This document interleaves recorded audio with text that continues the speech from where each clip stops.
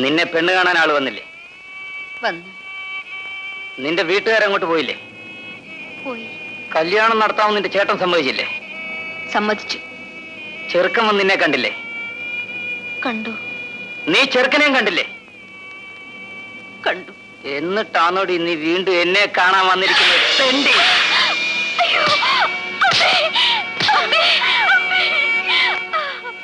എടി ദ്രോഹി.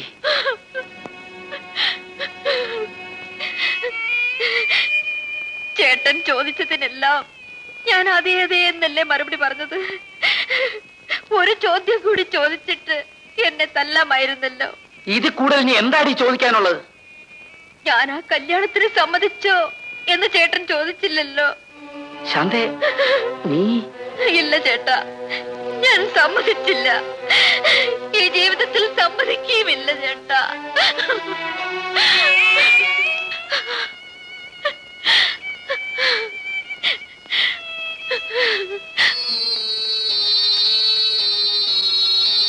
ഞാൻ എല്ലാം നോക്കി നിൽക്കുകയായിരുന്നു. എന്തൊരടിയാണ് അവൻ അടിച്ചത്. ഇവൻ മനുഷ്യനാണോ?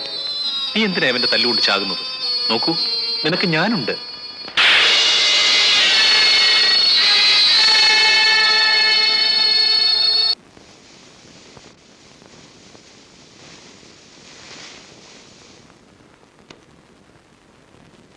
നിൽക്കൂ. എങ്ങോട്ട് പോകുന്നു? നിനക്ക് തോന്നുമ്പോ ഇറങ്ങിപ്പോകാനും തോന്നുമ്പോ കയറി വരാനുള്ള വഴിയമ്പലമല്ല എന്റെ വീട്. എന്റെ ഭാര്യയായിട്ട് ഞാൻ പറയുന്ന അനുസരിച്ച് ജീവിക്കാമെങ്കിൽ ഈ വീട്ടിൽ കയറിയാൽ മതി. അല്ലെങ്കിൽ വന്ന വഴിയെ തിരിച്ചു പോയിക്കോ.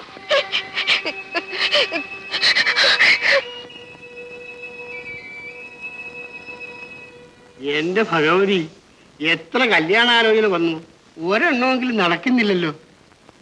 എനിക്ക് ചൊവ്വാദോഷം ഉണ്ടെന്ന് അച്ഛാ എല്ലാരും പറയുന്നേ. ശരിയാടി, നിന്നെ വളഞ്ഞിരിക്കുന്ന ചൊവ്വ ആരാണെന്ന് എനിക്കറിയാം. ഞാൻ അവനൊരു പിടി പിടിക്കുന്നുണ്ട്.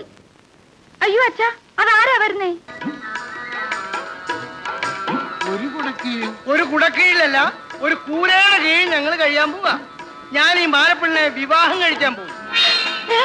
വിവാഹം? വെറും വിവാഹമല്ല, മിശ്ര വിവാഹം. അയ്യോ മഹാഭാവം. എന്താ പാവം? എനിക്ക് മാല ഇഷ്ടമാ, അതുകൊണ്ടാണ് ഞങ്ങൾ മിശ്രിക്കാൻ പോകുന്നത്. ഈ കല്യാണം നടത്താൻ ഞാൻ സമ്മതിക്കില്ല.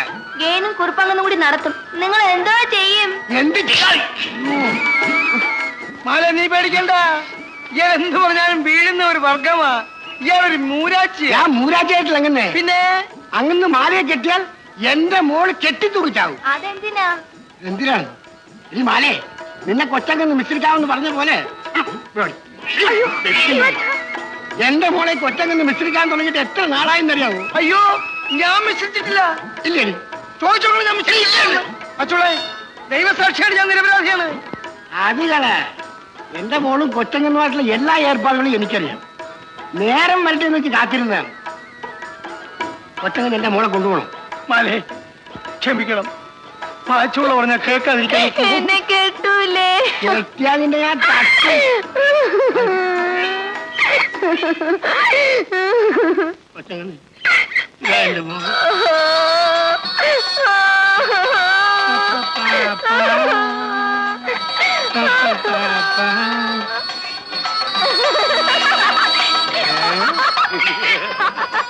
പാച്ചുള്ളേ അല്ല, പാച്ചുള്ള മാവാ വാവളിക്കണ്ട. എന്റെയും സാവിത്രിയും കൂടെ കല്യാണം നടത്താൻ വേണ്ടി മാലയും സാവിത്രിയും ഞാനും കൂടെ ചേർന്ന് നടത്തിയ ഒരു നാടകമാണിത്. മിശ്ര വിവാഹ നാടകം. ഞാൻ പോട്ടെ. ഒരു മാല കഴുത്തി വീണപ്പം വേറൊരു മാല പോയി. മാവാ, ഞങ്ങളെ അനുഗ്രഹിച്ചാലും ഞങ്ങൾ ഗൃഹപ്രവേശം നടത്തട്ടെ.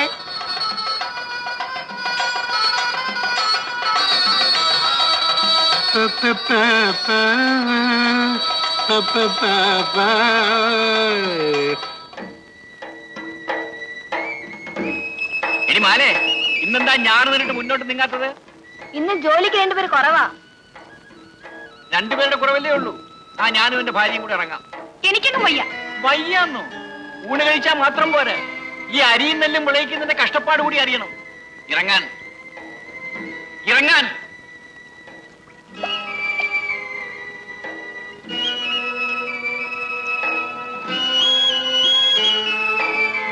ഇതാ, മറ്റുള്ളവർ നടന്നു പോലെ നോക്കി ശ്രദ്ധിച്ചു നട.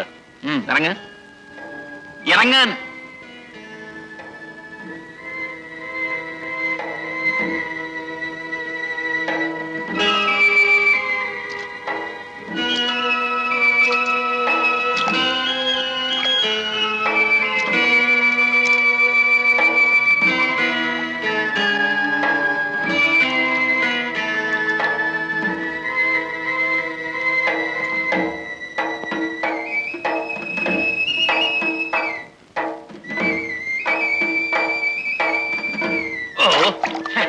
പിന്നെ ചെരുപ്പിക്കരുത്.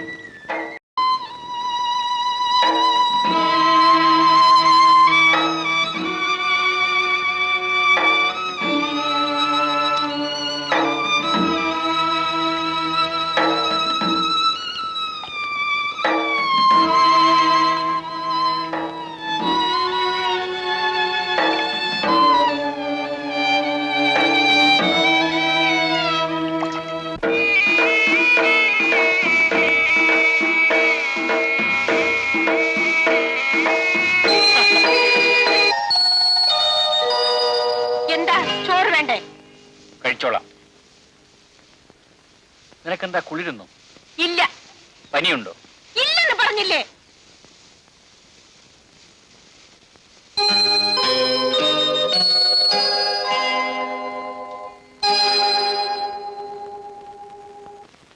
അമ്മേ, അമ്മേ, എന്താ മോളെ? രാധ പാടത്തുനിന്ന് വന്ന പാടെ കയറി കിടന്നതാ. ഞാൻ ചെന്ന് തൊട്ടു നോക്കിയപ്പോ നല്ല പനി. നേരാണോ? ആ.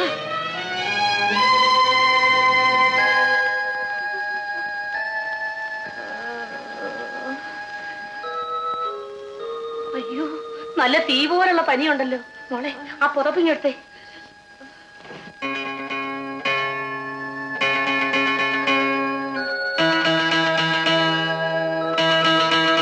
പാടത്ത് പോയിട്ട് ഇതുവരെ വന്നില്ലേ മോളെ? ഇല്ല. ഡോക്ടറെ ഒന്ന് വിളിച്ച് കാണിക്കാമായിരുന്നല്ലോ. മോളൊന്ന് പോയി ഡോക്ടറെ വിളിച്ചോണ്ട് വരാമോ? വേണ്ട, എനിക്ക് വേണ്ടി ആരും ബുദ്ധിമുട്ടണമെന്നില്ല. ഇതൊരു ബുദ്ധിമുട്ടാണോ രാധേ? ഞാൻ പോയി ഡോക്ടറെ വിളിച്ചോണ്ട് വരാം. എനിക്ക് വേണ്ടി വിളിക്കണ്ട. ഞാനിവിടെ കിടന്ന് മരിച്ചോളാം. എന്റെ അച്ഛൻ ചെയ്തതിന്റെ ഫലമല്ലേ ഞാൻ ഈ അനുഭവിക്കുന്നത്. അങ്ങനൊന്നും പറയല്ലേ മോളെ. ഇതെല്ലാം ഈശ്വര നിശ്ചയമാ.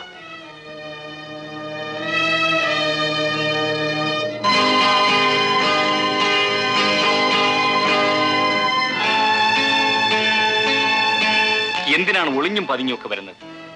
മകളെ കാണാനാണെങ്കിൽ നേരെ അകത്തേക്ക് പോകും. പണം കുറവാണെങ്കിലും ഇവിടെ മനുഷ്യരാണുള്ളത്, ഹൃദയമുള്ള മനുഷ്യർ.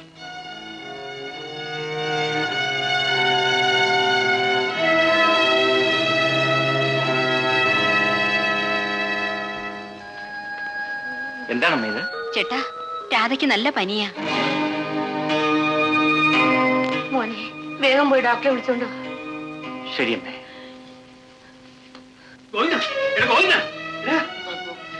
രാധയ്ക്ക് തീരെ സുഖമില്ല. എന്റെ ദൈവമേ, ആ കുഞ്ഞിനെ നരകത്തിൽ കൊണ്ടുവന്നിട്ട് കൊല്ലുകയുള്ളൂ. നീ വേഗം ഡോക്ടറെ വിളിച്ചിട്ട് കാണിച്ചേ.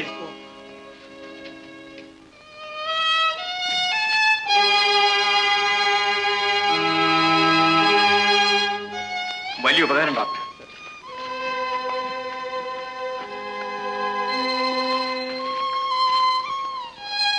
വരണം ഡോക്ടർ. എവിടെ പോകുന്നു? രാധ കുഞ്ഞിനെ നോക്കാൻ. രാധയെ ഡോക്ടർ പരിശോധിച്ചു, മരുന്നും കൊടുത്തു. ഇത് കുറുപ്പദ്ദേഹത്തിന്റെ കുടുംബ ഡോക്ടറാണ്. ആരായിരുന്നാലും ഇപ്പൊ ആവശ്യമില്ല. ഇവൻ പറയുന്ന കാര്യമാക്കണ്ട ഡോക്ടർ. വേണ്ടെന്നല്ലേ പറഞ്ഞത്? കുറുപ്പദ്ദേഹത്തിന്റെ മകളെ ചികിത്സിക്കണ്ടെന്ന് പറയാൻ നീ ആരാടാ? കുറുപ്പദ്ദേഹത്തിന്റെ മകൾ ഇപ്പൊ എന്റെ ഭാര്യയാണ്. അവൾക്ക് രോഗം വന്നാൽ ചികിത്സിപ്പിക്കാൻ എനിക്കറിയാം. അതിനാരുടെയും കാരണം എനിക്ക് ആവശ്യമില്ല. അറിഞ്ഞൂടെ? എന്തിനാ വെറുതെ വാശി പിടിക്കുന്നത്?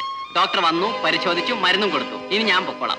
ഇവൻ കൊണ്ടൊന്ന് തല്ലിപ്പൊളി ഡോക്ടറായിരിക്കും. പനി കൂടത്തേ ഉള്ളൂ. കൂടുന്നെങ്കിൽ കൂടട്ടെ, ഞാൻ നോക്കിക്കോളാം. വരണം. അച്ഛാ, വീട്ടിലോട്ടൊന്ന് കയറിയിട്ട് പോകണം. നീ എന്താടാ പറഞ്ഞത്? വീട്ടിലോട്ടൊന്ന് കേറിയിട്ട് പോണം? എന്റെ തന്ന വരുവാടാ.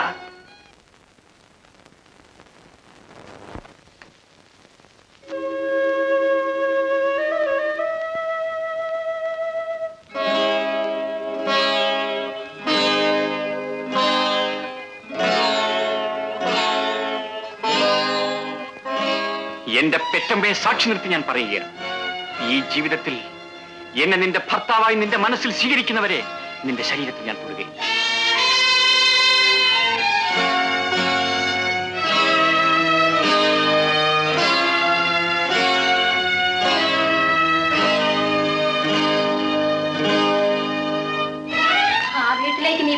സുരേന്ദ്രന്റെ കാര്യം എന്താണെന്ന് എനിക്കറിയാം.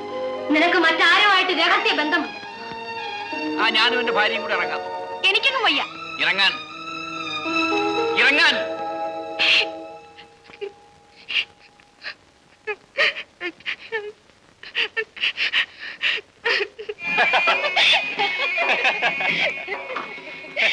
എന്താടാ ദേവാ, പുതുക്കല്യാണം കഴിഞ്ഞിട്ടും ഉറക്കമൊന്നുമില്ലേ? രാത്രിയും മെതിയാണോ? കിടന്നിട്ട് ഉറക്കം വന്നില്ലേ? എന്നാ രണ്ടുപേരും കിടക്ക് മെതിച്ചേക്കാന്ന് വിചാരിച്ച്. ഓഹോ.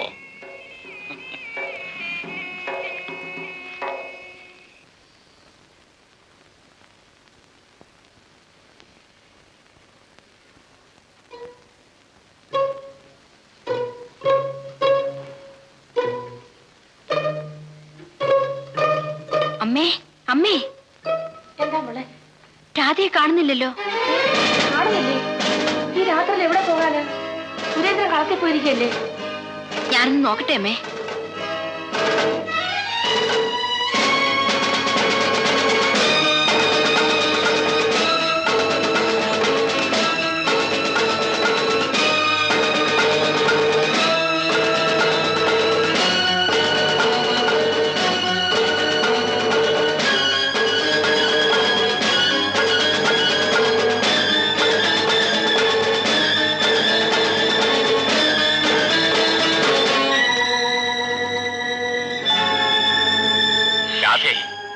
നീ ആത്മഹത്യക്ക് ശ്രമിക്കുമെന്ന് എനിക്ക് അറിയാമായിരുന്നു. നിന്റെ കഴുത്തിൽ താലി കെട്ടിയതിനു ശേഷം ഒറ്റ രാത്രി പോലും ഞാൻ ഉറങ്ങിയിട്ടില്ല. നിന്റെ ഓരോ ചലനവും നീ അറിയാതെ ഞാൻ ശ്രദ്ധിക്കുകയായിരുന്നു. എന്റെ ജീവിതം നശിപ്പിച്ച് നിങ്ങൾ എന്നെ മരിക്കാനെങ്കിലും അനുവദിക്കൂ. ഇല്ല, നീ നിന്റെ ജീവനേക്കാൾ വില കൽപ്പിച്ചിരിക്കുന്നത് നിന്റെ അഹങ്കാരത്തിനാണ്. അത് നിന്റെ രക്തത്തിൽ അലിഞ്ഞു ചേർന്നുപോയി. അതുകൊണ്ടാണ് എന്നെ തോൽപ്പിക്കാൻ വേണ്ടി ഞാനില്ലാതിരുന്ന ഈ സന്ദർഭത്തിൽ നീ ഈ തീരുമാനത്തിലെത്തിയത്. പക്ഷേ ഞാൻ ജീവിച്ചിരിക്കുമ്പോ നീ ആത്മഹത്യ ചെയ്യാമെന്ന് കരുതണ്ട. എന്നെ തടയാൻ നിങ്ങൾക്ക് എന്താ അവകാശം? ഞാൻ നിന്നെ താലി കെട്ടിയവനാണ്. പക്ഷെ ആദ്യ രാത്രി തന്നെ നീ എന്നെ നിരാകരിച്ചു. അതുകൊണ്ട് നിന്റെ ശരീരത്തിൽ സ്പർശിക്കുകയില്ലെന്ന് അന്ന് ഞാൻ സത്യം ചെയ്തു. ഈ രാത്രിയിൽ ഒരു നിമിഷം എന്നെ നിന്റെ ശരീരത്തിൽ തൊടാൻ അനുവദിച്ചാൽ ഞാൻ കെട്ടിയ ഈ താലി പൊട്ടിച്ച് ദൂരത്ത് വലിച്ചെറിയാം. എന്നിട്ട് നീ മരിക്കുകയോ എന്ത് വേണമോ ചെയ്യും. പക്ഷെ നീ മരിച്ചാൽ നിന്റെ ശവം ഒഴുകുന്നതിന് പുറകെ എന്റെ ശവവും കാണും. ഒരുമിച്ച് ജീവിക്കാൻ കഴിയാത്ത നമ്മൾ ഒരുമിച്ച് മരിച്ചു എന്നെങ്കിലും ലോകം പറയും. പണക്കാരിയായ നിന്നെ വിവാഹം കഴിച്ചു പോയതിന് എനിക്ക് അങ്ങനെയെങ്കിലും ആശ്വസിക്കാമല്ലോ. പണമുള്ള വീട്ടിൽ ജനിച്ചത് എന്റെ തെറ്റാണോ? പണക്കാരോടുള്ള പ്രതികാരം തീർക്കാൻ വേണ്ടി നിങ്ങൾ എന്റെ ജീവിതത്തെ ചവിട്ടി വീഴ്ചത്. ഞാനൊരു പെണ്ണാണെന്ന് പോലും നിങ്ങൾ കരുതിയില്ലല്ലോ. രാധേ, നീ എന്നെ മനസ്സിലാക്കി. നിന്നെ അനുസരണയുള്ള ഒരു പെണ്ണാക്കി മാറ്റിയെടുക്കാനാണ് ഞാൻ ശ്രമിച്ചത്.